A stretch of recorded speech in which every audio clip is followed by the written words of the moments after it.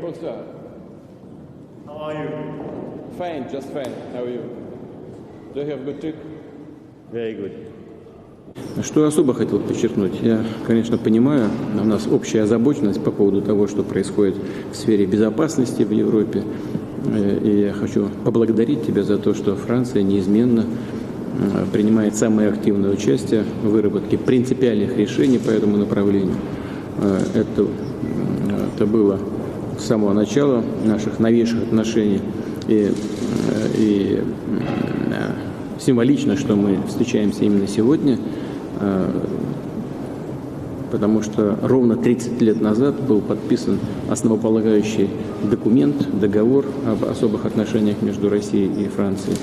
Мне нужно сказать, что за все эти годы, как я только что сказал, Франция принимает самое активное участие в решении фундаментальных вопросов европейской безопасности.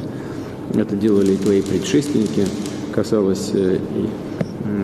касалось кризиса, который возник после нападения Грузии на Южную Осетию. Это касалось выработки минских договоренностей и потом организации нормандского формата. Ну и я вижу, сколько усилий действующего руководства Франции и лично президент Франции предпринимает для того, чтобы разрешить и кризис, связанный с обеспечением равной безопасности в Европе на серьезную историческую перспективу и решение вопросов, которые тесно связаны с первой частью, а именно с разрешением внутриукраинского кризиса на юго-востоке страны. Мы по телефону достаточно подробно обсуждали все эти вопросы. Знаю, что у тебя есть свои соображения на этот счет. И очень рад возможности встретиться и в таком личном формате все это обсудить. Добро пожаловать.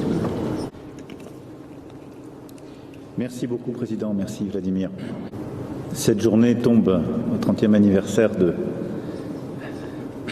la reprise de ces relations diplomatiques et je veux ici redire combien la relation bilatérale en effet a permis le développement de beaucoup de sujets, combien nous espérons aussi sur les sujets culturels, intellectuels, académiques et pouvoir poursuivre, comme on l'avait lancé au dialogue de Trianon ensemble, et consolider les sujets économiques. Mais bien sûr, c'est la situation critique de l'Europe qui va aujourd'hui nous occuper l'un et l'autre.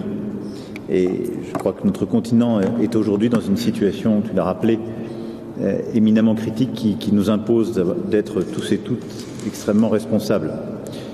Nous avons jeté les bases ensemble d'un dialogue exigeant, ouvert, complet en 2019, qui a donné lieu à plusieurs échanges à Saint-Pétersbourg, à Brégançon et ailleurs, et qui, je crois, reste plus vrai que jamais.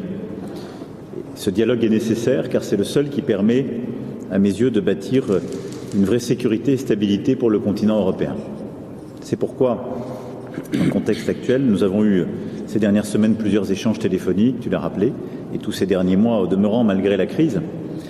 J'ai pu aussi échanger avec le président Zelensky pour ce qui est de l'Ukraine, mais me coordonner avec de nombreux Européens et alliés, qu'il s'agisse aussi des Britanniques ou des Américains, des Canadiens. Et je pense que la discussion d'aujourd'hui, à mes yeux, peut amorcer ce vers quoi nous devons aller, qui est une désescalade dont nous connaissons d'ailleurs les termes, la situation politico-militaire, la question ukrainienne dont tu as rappelé l'importance et le format Normandie, la situation sécuritaire en Biélorussie et dans toute la région, et les grandes questions évidemment de sécurité collective dont nous allons parler. Donc je me réjouis d'avoir l'opportunité de pouvoir entrer en profondeur sur tous ces sujets et commencer à bâtir une réponse utile collectivement pour la Russie et pour tout le reste de l'Europe. Et une réponse utile, c'est une réponse qui permet évidemment d'éviter la guerre et de construire des éléments de confiance, de stabilité, de visibilité pour tout le monde. Donc merci beaucoup de ton temps et de l'accueil aujourd'hui. Merci.